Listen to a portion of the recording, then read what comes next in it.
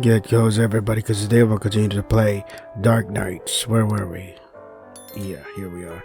I remember that night you saved me from the Shinigami. For a moment I thought you had superpowers or something, but I was half asleep at the time. He freezes for a moment, then turns his back to me. He does not say anything. We continue digging for the whole day, and only finish burying the bodies when the sun sets. So, it's not a school day? I feel hungry and thirsty. Right as the thought crossed my mind, Caveman produces a wild peach out of nowhere, offering it to me. There's more food at the temple. Let's head back. It surprises me how much food he has hid at the temple. Mostly fruit, but I am too hungry to care and eagerly dig in. They are delicious, and I find myself feeling full in no time. I glance over at Caveman when I realize he has not taken a single bite. I'm fine. No, you're not. We sit by the temple entrance, staring at the sky. The colors of the sunset reflect the bloody field before us. I clear the fruit peels before continuing our conversation. I'm glad I bumped into you. I didn't mean to, though. I was just running from those weird people and somehow ended up here. They showed up out of nowhere and tried to break into my house. Escaping was my only option. I thought you might know something about them. It's like you don't know how to sit still and be quiet. Please tell me anything you know. Caveman crosses his arms and looks down at me. To be honest, I don't know anything. I only watch from the sidelines and clean up the mess.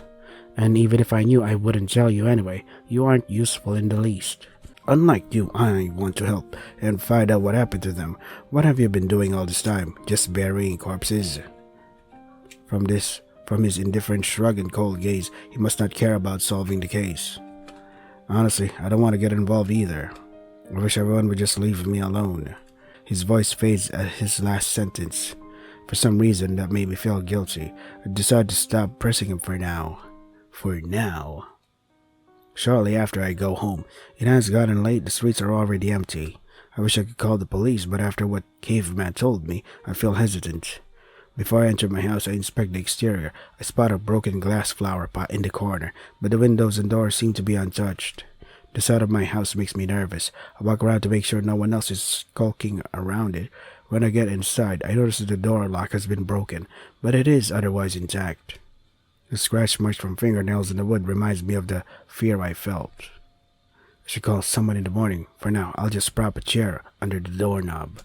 My attackers also overturned the lamp, scattering my books and magazines over the floor, but the damage is surprisingly not as bad as I expected. Using a flashlight, I examined the house from inside out. Fortunately, there are no broken windows. I am in the middle of picking up the magazines when I hear the phone ringing and rush to pick it up. Hello, it's Treble. Hey, Ryoji here. Sorry to call you so late, but is there any chance Ikuya is with you? No, why? I told her to come over yesterday, but she never arrived. I tried calling her phone, but she didn't pick up. Uh-oh.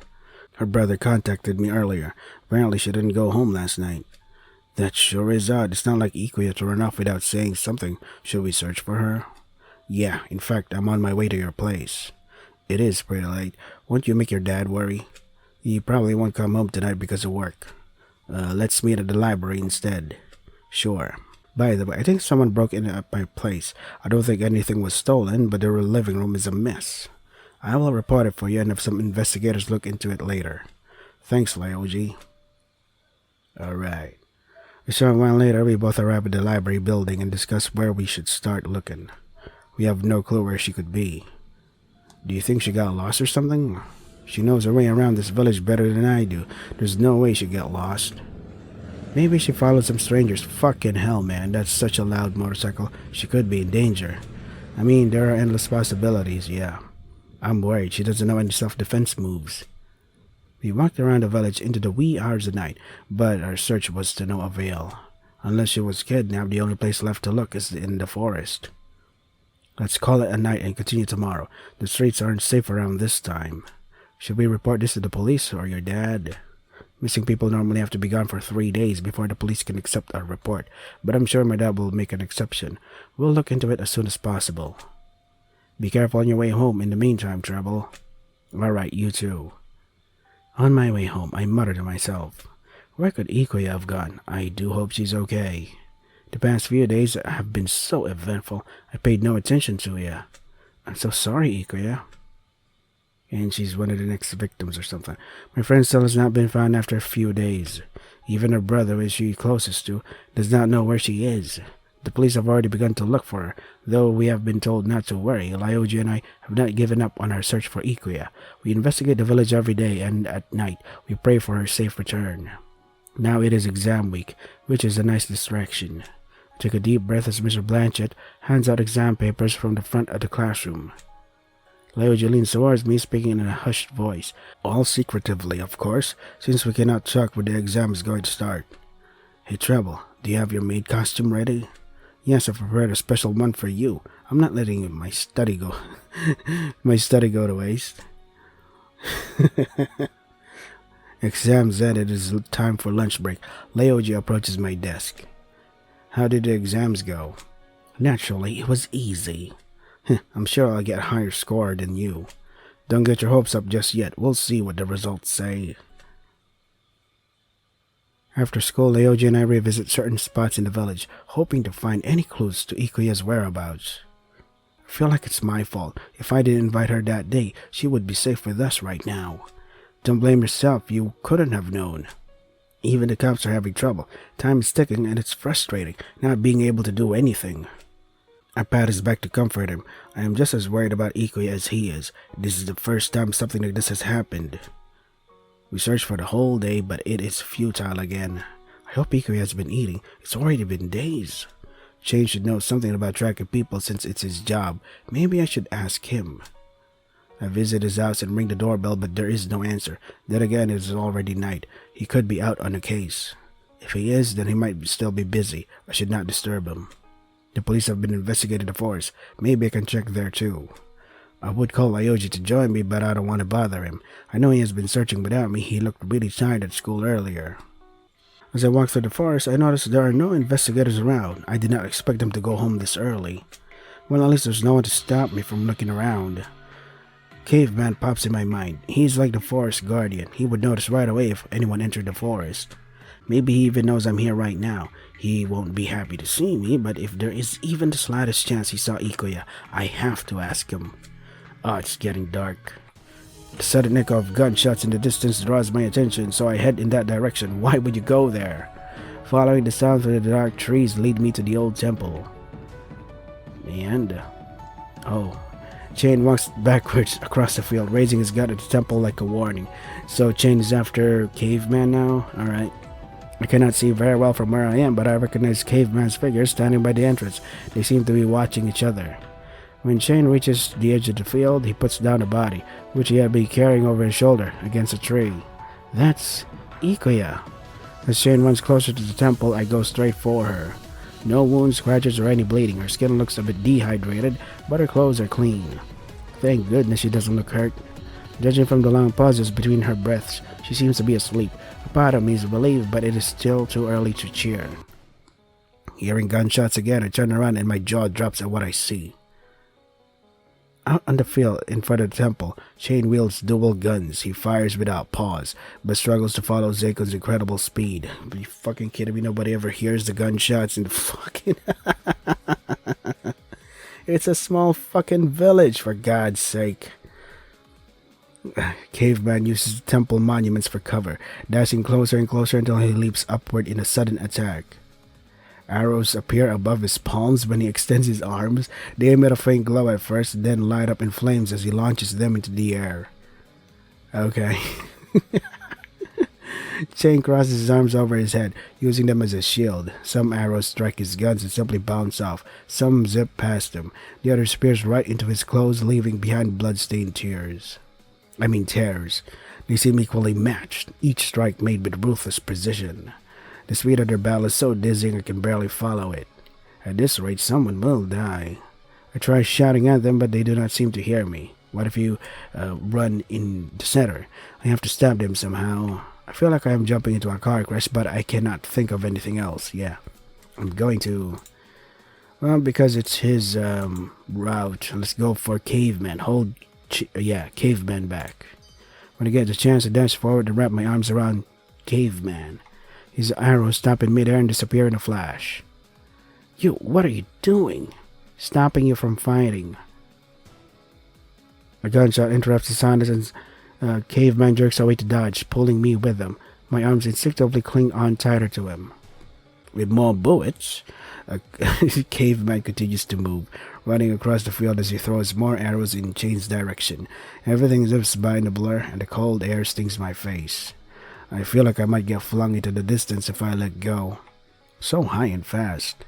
If you don't let go, you'll get hurt. If I let go, physics might hurl me away, which might be worse, so no thanks. Anyway, please stop this pointless fight. I don't want to see you hurt either. Caveman stiffens and slows down after hearing this. Suddenly he twists around and holds me tightly, and I do not understand why until I hear another shot. He groans and grits his teeth, his nails piercing into my skin. Did he just use himself as a shield to cover me? Are you on the demon side? Wait, is he referring to Caveman? Chain approaches us, his dual guns raised at us. I try to tug Caveman away, but then he mercilessly shoots a few times in Caveman's leg. Caveman staggers back, and I put my arm around him so that he does not fall. I turn back to Chain, who just coldly stares at us. Chain, what the hell? Now you can't escape anymore. Let's wrap this up. He really doesn't care who gets killed in this personal crusade. He must have encountered something very unforgivable, yeah. Like Eren Yeager from Attack on Titan encountering his first Titan. He holsters one of his guns only to pull out a golden knife from under his jacket. God, how many gadgets do you have, man? There is murder in his eyes, and for some reason he looks in my direction. I cannot tell what he is up to. Chain. Without hesitation, he throws the sharp knife at me. Yeah, terrified, I raise my arms to cover my head. It takes a few seconds to realize I did not get hit. That's very low. When I look up, I see Zekon has moved in front of me. He holds the knife in his bare hand, blood seeping through his fingers. I knew you would catch it well, it was a decoy. A decoy? Then I notice several knives sticking out of Zekon's legs. Dark liquid oozes out, staining his clothes. It is horrific to look at. Caveman simply pulls the knives out and throws them away. He turns his head to it just enough to glare at me and speaks in a stern voice. Treble, you better leave now. Only if you run with me. Please don't continue this fight. Caveman thinks about it. His eyes flicker to Chain for a second. Finally, he lowers his arms and steps back. As promised, I release him and look around, wondering where to go. Chain suddenly pulls out his guns and fires. I let out a small scream as I watch Caveman fall to the ground before me. Oh, is this the part where he dies? A pool of dark liquid forms underneath his feet. For a moment I thought he was dead, but he's still moving. Chain takes his time to reload his guns, then aims for another shot. I stand in front of the Caveman to block him. Eyes on me, he unexpectedly fires at me and my heart skips a beat. The bullets whizzes past me, missing. It does not scare me. I am determined to protect Caveman. Why are you trying to kill him? Have you ever heard of the forest demon? It is obvious. Just look at him. No human could move with wounds like that. His blood is not even red. I don't understand your reason for defending him. So what if he is a demon? Everything written about the demon is negative. His reputation is so bad that I cannot find any logical reason to argue with Chain, but I might as well try. Then I feel something against my back, and in a blink of an eye, Zekon runs past me toward Chain. What the fuck? The aura around him and his appearance has changed. Two horns are on either side of his head, and his eyes glow faint red in the dark. His crimson hair seems to dance around him like flames as he moves. It matches the wild look of arrows that have appeared around him again. Oh god, this is so fucking half funny. His torn clothes matches his fierce aura, more stylish than worn. Of course, he really is a demon, because he can change his clothes. Alright. Chain blanks just in time and their battle starts again. The flow is different this time. Caveman is on the offensive. Despite his wounded body, he moves even faster than before. I watch in amazement as the arrows fly toward Chain at a rapid speed. Most of them connect to their target. It is a miracle that Chain manages to dodge some of them. Caveman's reckless attacks leave him open to Chain's knife, but nothing seems capable of slowing the demon down. Their exchanges are so fast that my eyes cannot follow. The clothes are dripping with blood, but they do not seem to notice their wounds. Neither of them seem to be winning yet, but it is not long before I notice that Caveman's movements are becoming sluggish. He seems exhausted. Right. Before the fight can conclude, the Caveman flees into the trees. Chain stares at the darkness where Caveman disappeared. I thought he would go after him, but suddenly he sinks down on his knees and starts coughing. My legs only move after the tension slips away from the scene. Chain. Whose side are you on? I'm not on any side. I told you to stop. Jumping in the middle of a fight and defending that demon. Damn, my lungs. Chain unbuttons his blood-stained shirt. I see open flesh wounds and blood gushing out. He must be in a lot of pain, but only soft groans leaves his mouth. I'll bring you to the hospital right now. He pushes my hand away and shakes his head. Too late now. What do you mean too late? You can't be. I can tell I'm beyond recovery. Damn that demon. Why do you trust him, Chain keeps coughing, and as I can see blood on his lips. His lips? He's wearing a fucking gas mask. What are you talking about? I reach for my cell phone, but Chain holds me back. He will not let me do anything. I do not know what else to do. Never mind. This is my end. Shush, don't talk too much. It will get worse. You. Do you have any requests? I do not want to be remembered. Burn or bury this body. Whatever. Before I can ask why, Chain slowly closes his eyes, and his body goes limp and heavy. I desperately call his name, but he does not respond. Checking his pulse reveals that he does not have one anymore. Sorry. I stay with him for a while as his face turns pale and his hands get colder. I hope some miracle will happen, but he does not move. Chain is dead. I hold his dead body, feeling anxious. What should I do? Could I call the police? He said he doesn't want to be remembered. Does that mean I should not tell anyone about this? Yeah. Maybe I could find a clue in his belongings. I do not touch his knives or weapons and simply leave them on the ground beside him. While going through his pockets, I notice that he has more injuries than I thought. Chain never left his back exposed, yet he has wounds and bruises covering his entire back. The dried blood indicates that they are not recent. They cannot be from his battle with Caveman. Did he fight something else before coming here? I found a note hidden inside his inner pocket. To the finder of this body, do not let anyone know. Burn or bury it. He actually prepared for such a moment? Chain, how could you have known? It occurs to me that those undead people may still be around. Chain could have fought them. He asked me to bury or burn his body. Would he want such a thing? Is he worried about coming back as an undead monster? Chain, I'm so sorry. In the end, I cannot bring myself to burn his body. It does not feel right.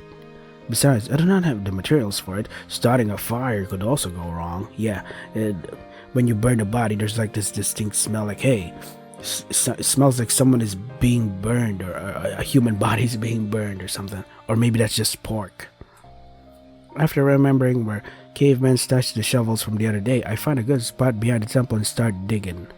Even if it takes the entire night, I will fulfill his request. What about Ikuya, though? It feels strange to bury someone I know, even though we were never close. I feel very sad. A few hours later, I place flowers on his grave and whisper goodbye. Thank you for protecting me when you did. I hope you rest in peace here. Ikuya is still unconscious. There you go. I feel bad for leaving her alone for so long, but so much has happened that I cannot begin to process it all. Yeah. Carrying her on my back, I go back to the village and bring her home. Oh boy. The next day, I report her status to the police via phone. Where did you find the girl? On the street last night. I don't know what happened to her. She still hasn't woken up. We'll give you a call soon and ask you about the details. Thank you for telling us. Hey, you live in the Haikyō neighborhood, right? Yeah. Have you seen Zen around? He's one of the guards there, and we haven't heard of him. No. Chapter 3, Lonely Demon. Oh God. On my way to the lockers, I see a large crowd surrounding someone. As I get closer, I realize it is Ikuya. She looks overwhelmed.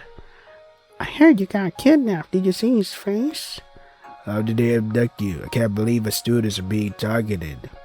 How did you even manage to escape?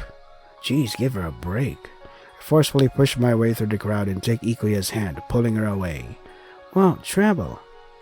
We stop after we get a distance away, and I turn to look at Ikuya properly. How are you feeling today? Actually, you should be resting. I have so many things to tell you. You must hear this. Now, you realize I just pulled you away so you wouldn't feel pressure to talk about it so soon. Don't you want to hear this? I got kidnapped for a few days and returned unscathed. Isn't that unbelievable? Don't act like you took a vacation. Leoji and I were so worried about you, we searched everywhere we could think of and then some. Sorry. What happened to you? Let me think. It happened in the evening when I was on my way to Leoji's place. I met this boy and talked to him for a while. He was asking for directions about some kind of haunted house. I'm not really sure. Everything went blank after we departed, and the next thing I remember, I was being carried on the back of a crimson-haired man. He was really handsome, but by the way he was so rough with me, you'd think I was a sack of potatoes or something. That sounds just like Caveman. What did he do to you? Oh, he didn't have any bad intentions, I think. He brought me to a temple and told me I'd be safe from danger there. Not knowing how to reply to that, I can only nod as I listen.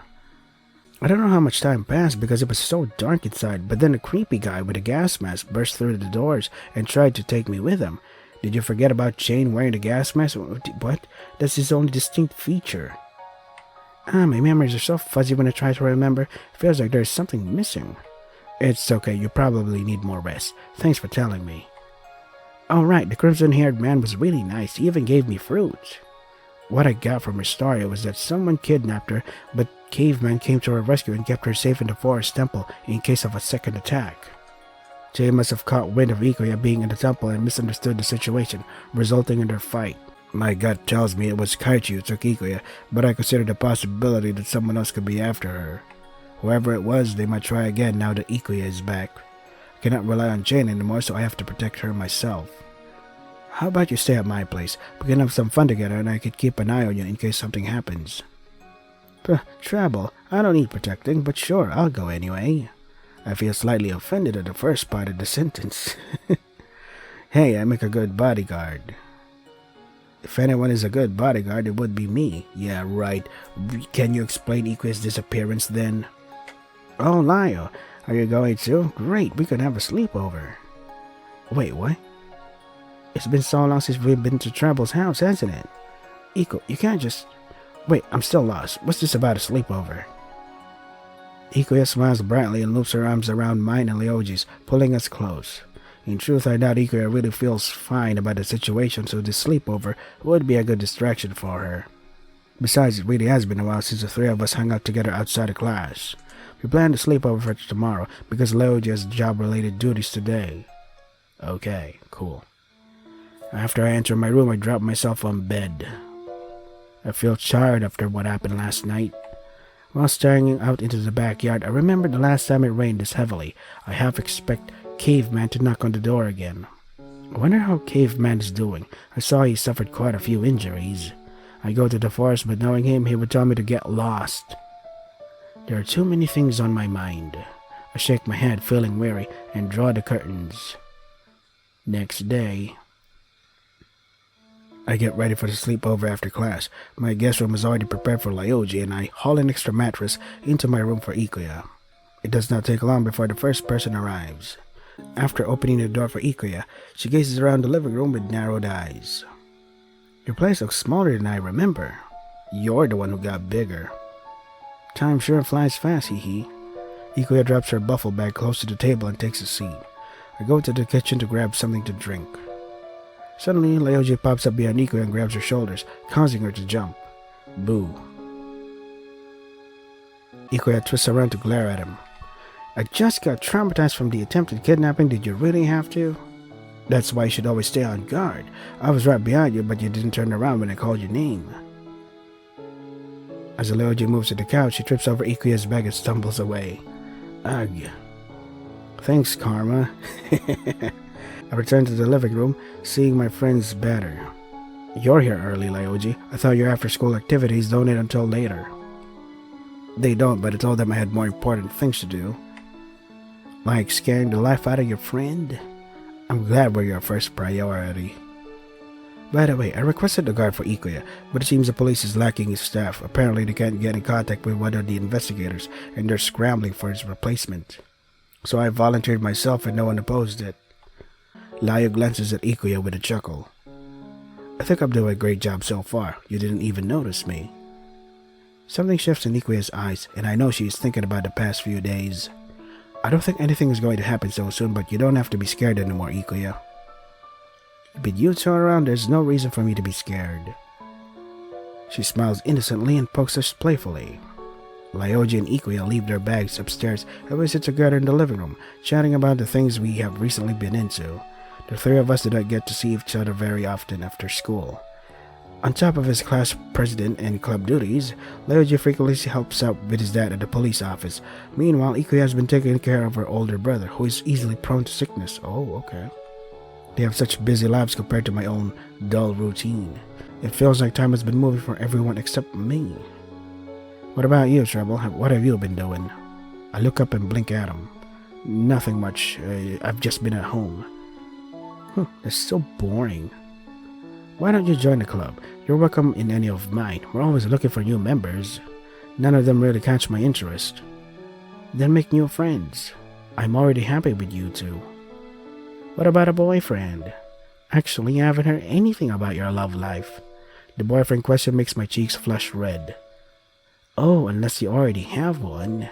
Ikuya gives me a mischievous smile. I turn to Ryoji for help, but he seems curious as well. Oh, is Ryoji not allowed to hear? What? Or Treble, could it be? Ryoji himself is involved. Ikuya wistfully sighs, looking at me and Ryoji like she is looking at a car crash. The hopeless destiny of love between childhood friends. I shake my head and sigh. Ikuya will not let this go until she is satisfied, so I decide to make something up. There is someone I like, but he is very reserved and I don't often get to speak with him.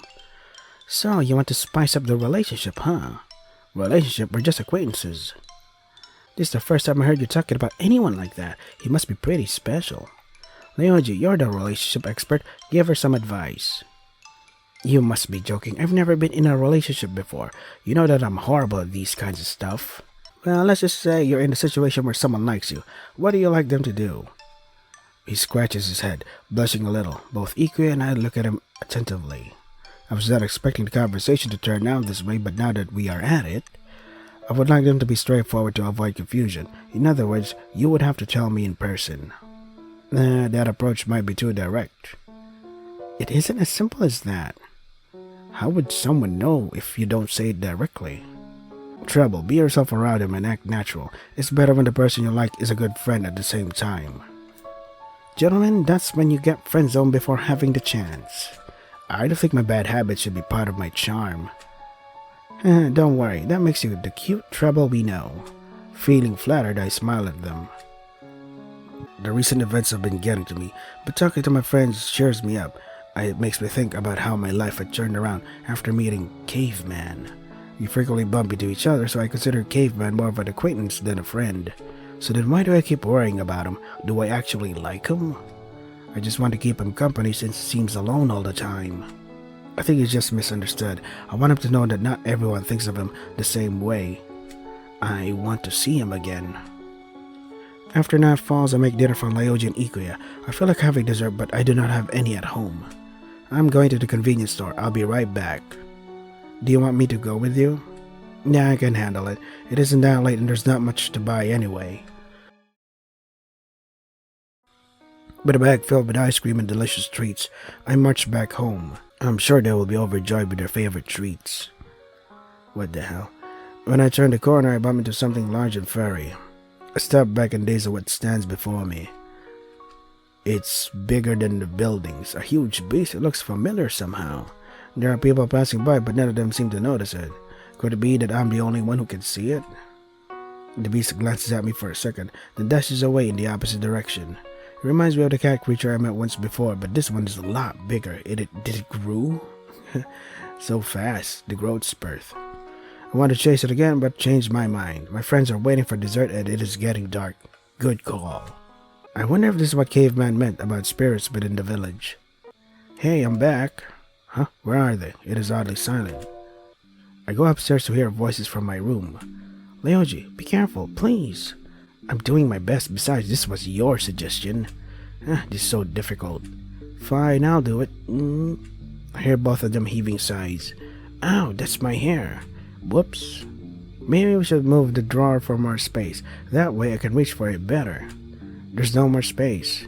Never mind, you're not making any progress. Move aside. Okay, almost. A little more. Whoa. Seriously, what are they doing in there? Probably trying out the maid outfit. I enter my room and turn on the switch and find Ikuya standing in the middle of the room. Leoji is on his knees, exhaustion clear on his face. Treble, you're finally back.